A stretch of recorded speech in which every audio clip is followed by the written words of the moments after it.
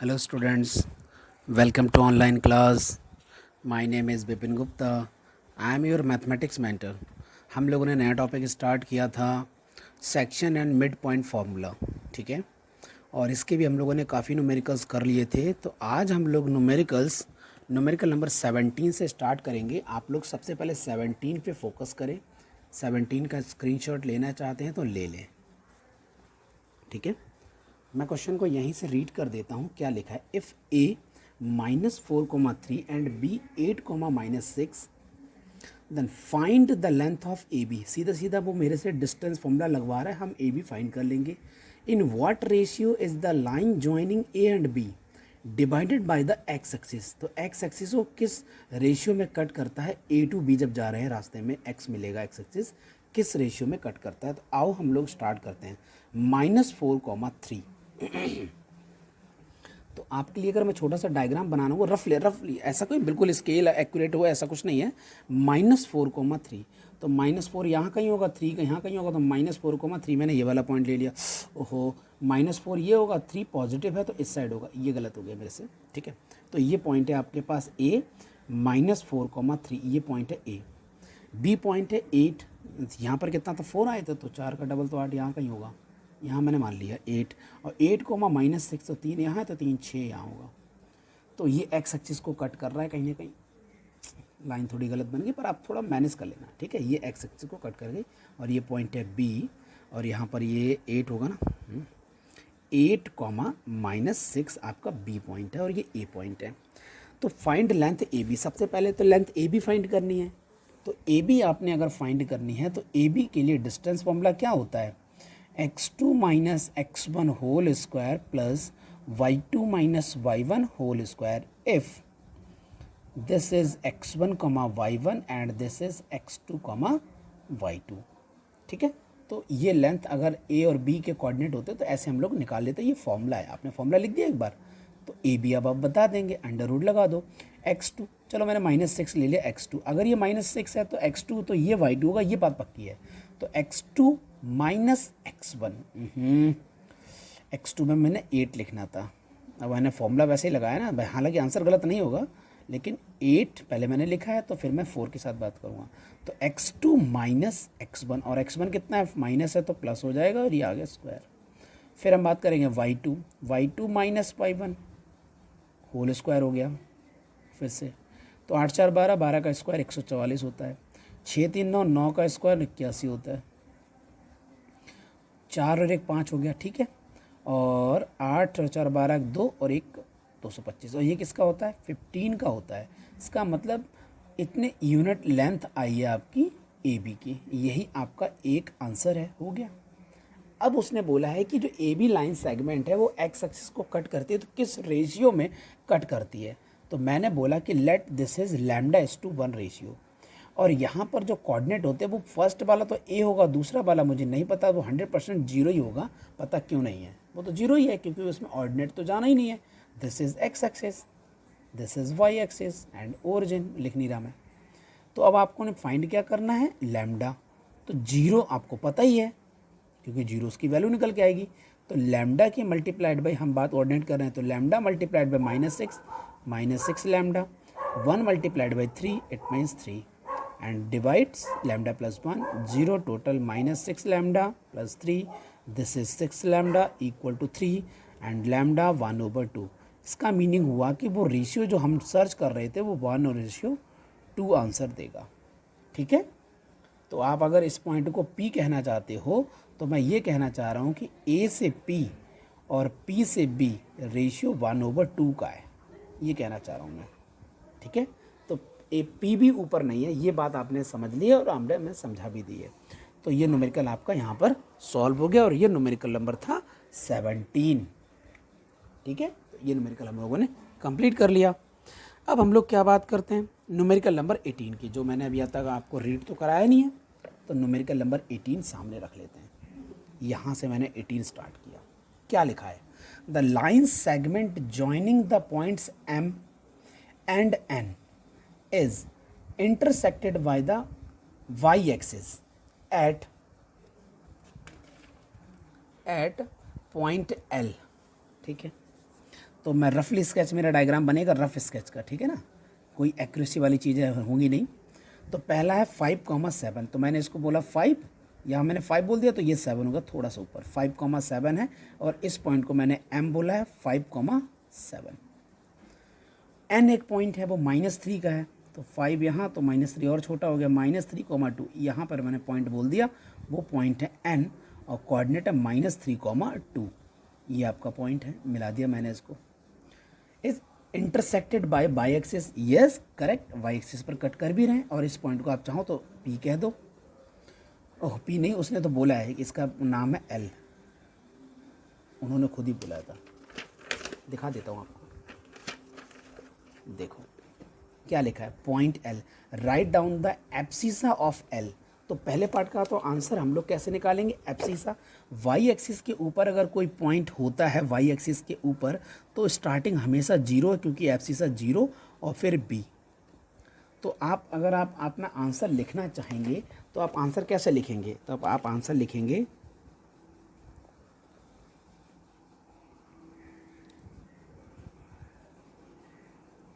Abscissa of L is 0, this is your answer number first.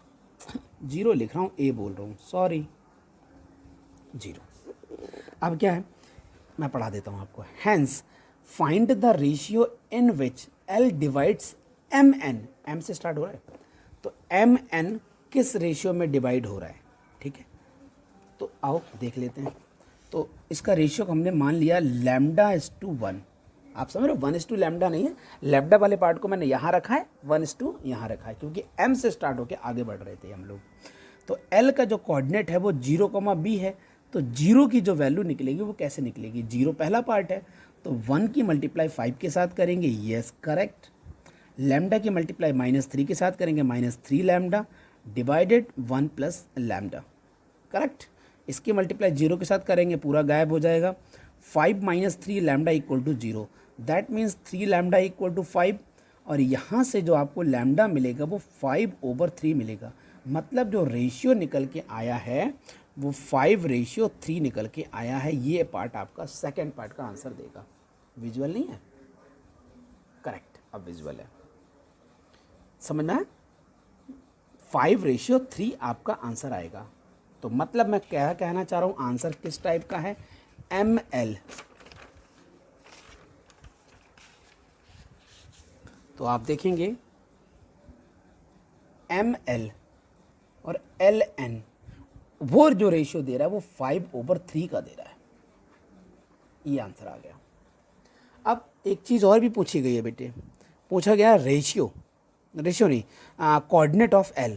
तो coordinate of L अगर चाहिए तो वो 0 तो पता ही है, B फाइंड करना है, तो B को कैसे निकालेंगे, तो B अगर फाइंड करना है तो मैं आपके सामने यही सिचुएशन रख देता हूँ फिर से,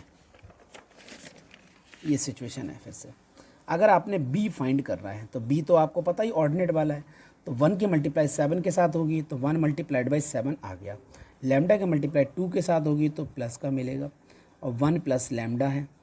B की वैल्यू फाइंड कर ली, लैम्डा आपको पता चल चुका है, लैम्डा आपने कितना निकाल के रखा, 5/3, यही मैं लिखूँगा, 7 + 2 × 5/3 ओवर 1 + 5/3, तो मिलेगा 7 × 21 और 5 दूनी 10, 31 हो गया, डिवाइडेड बाई 3, 3 × 3 5 3 8, 8/3, 3 3 उड़ा दो तो 31/8 आपके पास B आया। तो मतलब वो पॉइंट जो L है वो कितना है, वो 0,31/8 आएगा आपका, और यही आपका फाइनल आंसर। आप इसको कॉपी कर लें।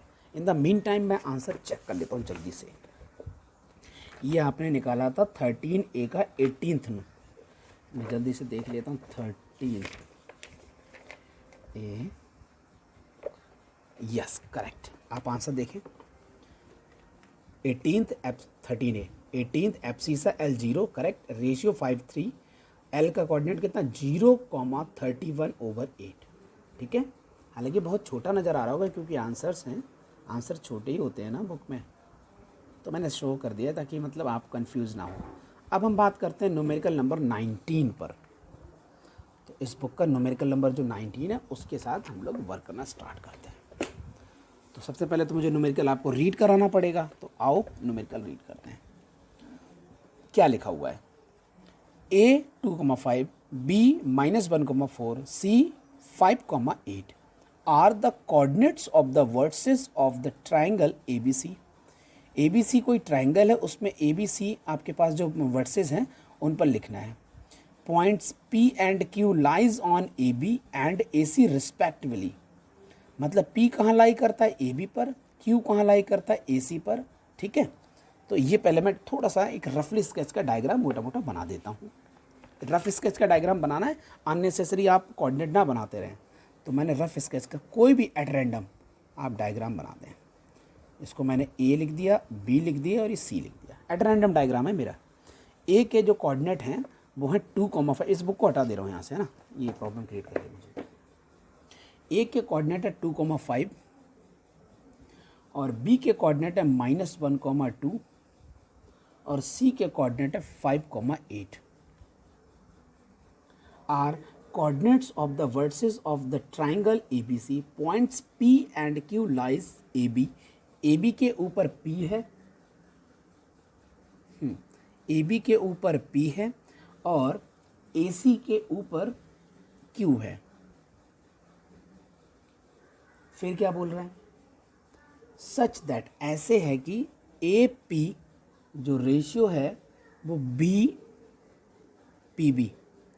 PB के बराबर है और जो रेशियो है AQ वो QC के बराबर है। इसका मतलब 1:2 है वो दोनों।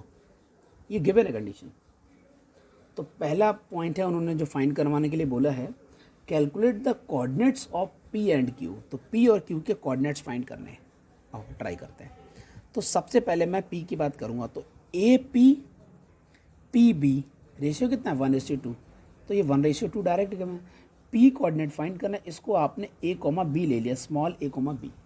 तो स्मॉल a अगर आप कैलकुलेट करेंगे तो 1 की मल्टीप्लाई -1 से हो जाएगी और 2 की मल्टीप्लाई 2 के साथ हो जाएगी, तो 2 2 ज़ा 4 हो जाएगा। देखो 1 की मल्टीप्लाई -1 के साथ -1, 2 की मल्टीप्लाई 2 के साथ तो 4 आ गया और डिवाइड में 1 + 2 करेंगे, यहाँ आपको 3 मिलेगा, डिवाइड में भी 3 मिलेगा, ये 1 आ गया। अब आप निकालेंगे B अगर निकालना है तो क्या करने का? तो 1 × 2 तो आ गया 2, फिर प्लस लगा दें। 2 × 5 करेंगे तो आएगा 10, तो 1 + 2 हो गया। यहाँ पर आपको मिलेगा 12, डिवाइड बाई 3, ये मिल गया 4। तो A और B आ गया। तो इसका मतलब पॉइंट कितना हुआ? पॉइंट जो P है वो 1,4 हुआ और ये आंसर आ चुका है। अब हम Q की बात करेंगे। Q के लिए मैं C और D ले लेता हूँ, तो C, D रेशियो फिर से वही है, AQ और QC 1:2, ठीक है ना। तो सबसे पहले मैं निकाल रहा हूँ C, तो ये 1 है तो 1 की मल्टीप्लाई 5 के साथ हो जाएगी, 5 आ गया, प्लस लगा दिया। इधर वाला 2 है तो 2 की मल्टीप्लाई 2 के साथ होगी तो 4 आएगा, डिवाइड में 1 + 2, 5 4 9, 9/3, इट मीन्स 3 मिलेगा आपको। अब मैं D कैलकुलेट करता हूँ, ठीक है, आपको दिख रहा है D कैलकुलेट करता हूँ। तो 1:2, तो 1 × 8 it means 8 and 2 × 5 it means 10 over 1 + 2, ठीक है। यहाँ आपको 18/3 ये मिलेगा 6। उस हिसाब से यहाँ पर Q की जो वैल्यू आई है वो 3,6 आई है। तो ये भी मेरा आंसर आ चुका है। तो मेरे 2 आंसर आ चुके हैं। उसने बोला था calculate the coordinates of P and Q, तो P भी आ गया, Q भी आ गया आंसर। अब उसने बोला शो दैट, सबसे पहले बोला PQ, तो PQ मतलब सीधा सीधा लेंथ की डिमांड है PQ। तो सबसे पहले मैं PQ निकालूंगा। तो P का कोऑर्डिनेट है 1 4, P और Q, P and Q। P का कोऑर्डिनेट है 1,4 और Q का कोऑर्डिनेट 3 6। मुझे डिस्टेंस चाहिए PQ। सबसे पहले मैं निकालता हूँ PQ। तो डिस्टेंस क्या होती है? x2 - x1, 3 - 1, 3 - 1 whole square, y2 - y1, 6 - 4 whole square, 3 - 1 2, 2 का स्क्वायर 4, 6 - 4 2, 2 का स्क्वायर 4, 4 4 8 एंड 2√2। सही है भाई, 4 कॉमन हो गया तो √2 मिल जाएगा, √2 मिल जाएगा। तो आपके पास में PQ निकल कर आ चुका है। PQ के साथ क्या क्या बोला है उसने? BC बोला है। अब मुझे BC भी कैलकुलेट करना पड़ेगा, प्रूव करना है ना, तो BC भी कैलकुलेट करना पड़ेगा। तो बी का कोऑर्डिनेट है ये और सी का कोऑर्डिनेट है ये, तो बी कितना है -1, 2। मैं डायग्राम में यहाँ पर थोड़ा सा साइड में बना लेता हूँ। This is B and this is C. -1, भूल गया मैं, -1, 2 और जो सी कोऑर्डिनेट है वो 5, 8 है, 5, 8। ठीक है, तो आप अगर बी सी निकालेंगे तो स्क्वायर रूट लगा दें, x2 - x1, तो -1 - 5, -1 - 5 whole square plus 2 - 8 whole square, -6 हो स्क्वायर 36 होगा, ये -6 होगा, फिर से 36 होगा, अंडर रूट लगा दो, यहाँ आपको 6√2 मिल जाएगा। ये बी सी आ गया। अब आपने प्रूव करना था कि अगर बी सी में डिवाइड बाई 3 कर दें तो कितना मिलता है 6√2 डिवाइड बाई 3, तो आपको मिलेगा 2√2।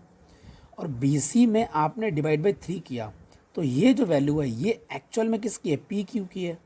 तो इसका मतलब पी क्यू की वैल्यू 1/3 बी सी होगी। समझ में आया? तो ये हमने प्रूव कर दिया, ये हमने प्रूव करना था बस। ठीक है, तो ये न्यूमेरिकल भी आपका प्रूव हो गया। ठीक है, तो आज के लिए हम लोग इतने ही न्यूमेरिकल्स रखते हैं, बाकी के न्यूमेरिकल्स के लिए अगला लेक्चर लेंगे। ठीक है, तो ठीक है, लिमिट में चलते हैं क्योंकि आपका ऑलमोस्ट सिलेबस कंप्लीट होते जा रहा है, तो आप टेंशन लेने की ज़रूरत नहीं है। हम लोगों ने काफ़ी न्यूमेरिकल्स कर लिए हैं और आज की लेक्चर में हम लोगों ने काफ़ी न्यूमेरिकल कर लिए। अगर कोई डाउट हो तो प्लीज़ आप मुझे कमेंट सेक्शन में बता सकते हो कि सर कोई डाउट है, तो मैं उस पर डिस्कस कर लूँगा।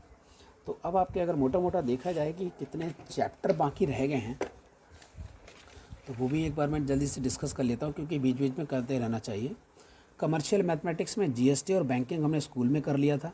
शेयर एंड डिविडेंड आपके बोर्ड से पूरा गायब हो गया है इस साल के लिए ड्यू टू कोविड-19। अलजेब्रा का part linear in equation done, quadratic equation in one variable done, ratio and proportions pending. Okay, 1 chapter pending अभी तक। Factorisation of polynomial done, matrices done, arithmetic progression done, coordinate geometry is going on, reflection done, और ये mid point वाला concept चल रहा है, mid point section formula. ठीक है, उसके बाद में इक्वेशन ऑफ लाइन आती है, इसी का पार्ट है वो। तो कोऑर्डिनेट ज्योमेट्री के बाद हम लोग बाद में देख लेंगे, या तो मैं कोऑर्डिनेट ज्योमेट्री स्टार्ट करूँ। ज्योमेट्री में लोकी आपका खत्म हो गया, सिमिलरिटी में भी 2 टॉपिक खत्म हो गए, कुछ रह गया। सर्कल्स आपका काफ़ी बड़ा पार्ट है। कंस्ट्रक्शन बहुत ईजी है, लेकिन उन सब चीज़ों के लिए ना आपको कंपास वगैरह की ज़रूरत पड़ेगी। तो ऑनलाइन क्लासेस में कंस्ट्रक्शन पढ़ाना थोड़ा टफ होगा मेरे लिए। तो मैं ये चाहूँगा, मेंसुरेशन हमारा कंप्लीट हो चुका है, ट्रिग्नोमेट्री कंप्लीट हो चुका है, हाइट एंड डिस्टेंस कंप्लीट हो चुका है। या तो मैं स्टैट्स के बारे में सोचूंगा या प्रोबेबिलिटी के बारे में सोचूंगा। तो मैं कोशिश करूंगा, क्योंकि अभी तक तो आप यहाँ पर इक्वेशन ऑफ लाइन है ना जो, इसमें भी हम लोग काफ़ी टाइम लेंगे।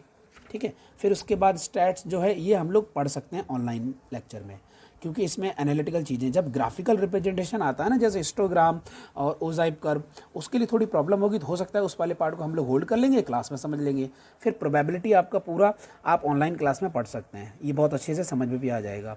तो हम लोग देख लेंगे, अभी तो टाइम बाकी है, तो मैं प्रोबेबिलिटी चाहूँगा स्टार्ट हो जाए तो ज़्यादा अच्छा रहेगा। Okay students, so thank you, आज के लिए बस इतना ही, बाकी मिलते हैं, बाय।